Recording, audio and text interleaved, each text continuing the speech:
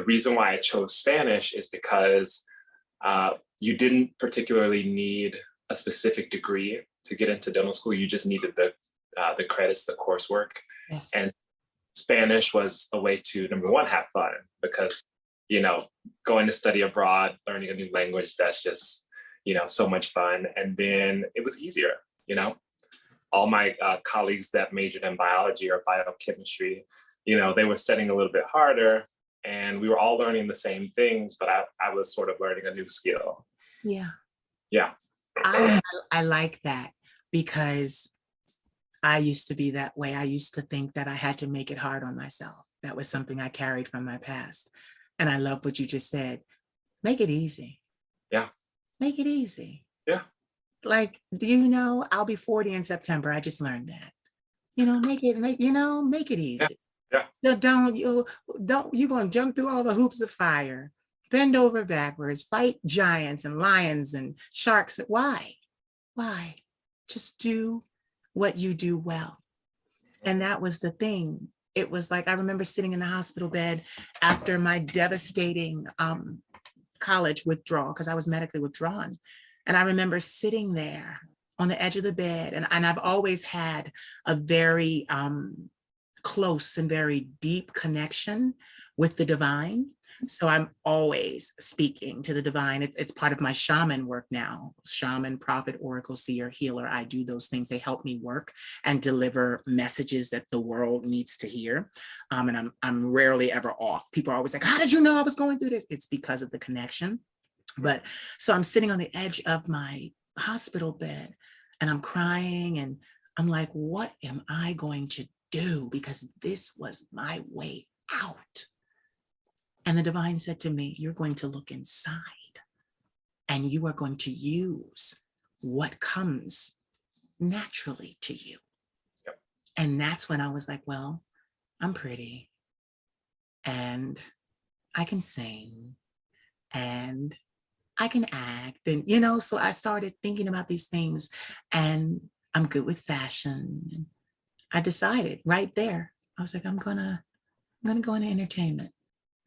And that was the decision was easier than the actual entrance, because what people don't understand is the entertainment industry reflects the majority. And African Americans, we are many, but we are not, quote unquote, the majority. So when you look around, especially in entertainment, they limit how many times you see one of us. And that was just, and I'm a brown girl. So, it was like, no, you're not what we're looking for. You're not what we're this. Oh, but you have a beautiful smile. I never had to have work on my smile. I just had to have an emergency root canal. That was crazy. But these are mine. Like, these are mine. I was born with them.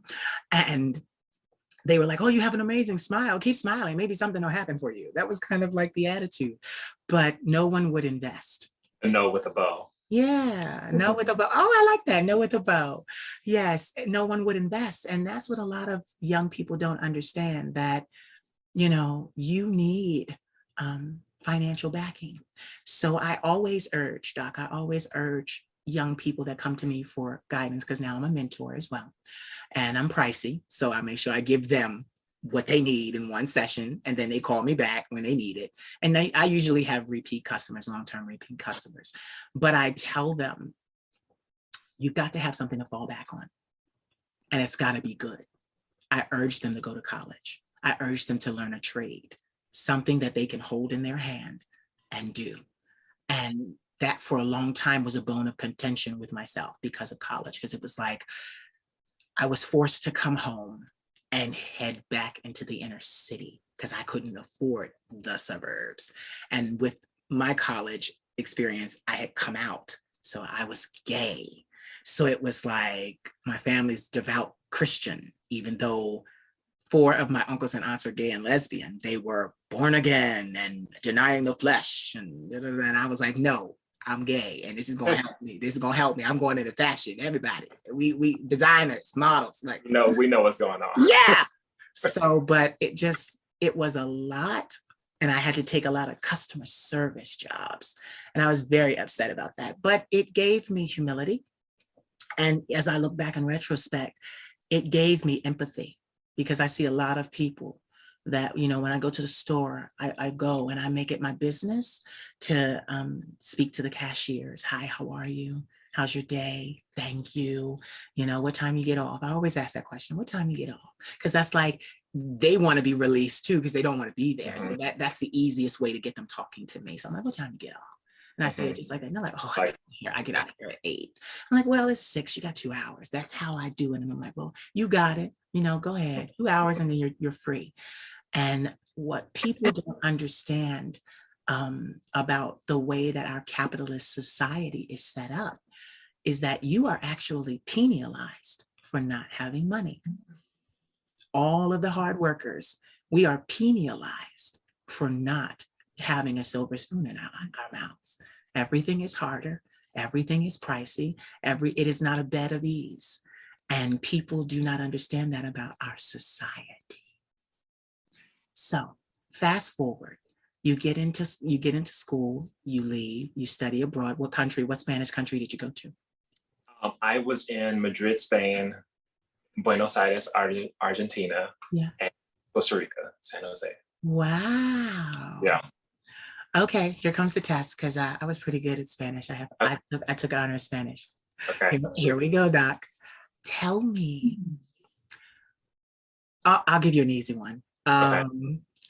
Tell me that the weather in Madrid is going to be chilly, but there's a chance that the sun will come out later.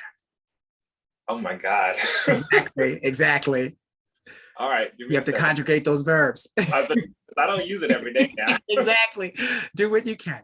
Okay. El tiempo en Madrid va a ser frío, pero más tarde va a ser sol.